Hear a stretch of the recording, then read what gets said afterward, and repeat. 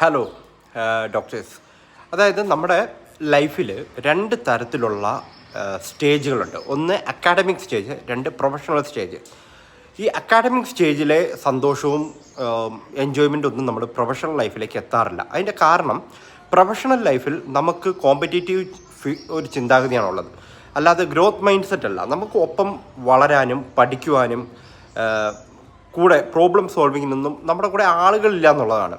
അപ്പോൾ അങ്ങനെയുള്ള ഒരു കമ്മ്യൂണിറ്റിയുടെ കൂടെ നമ്മൾ കൂടുകയും അതിനൊപ്പം നിൽക്കുകയാണെങ്കിൽ മറ്റുള്ളവരുടെ പ്രശ്നങ്ങൾ മനസ്സിലാക്കുവാനും നമ്മുടെ പ്രശ്നങ്ങളെ സോൾവ് ചെയ്യാനും ഈസി ആയിരിക്കും.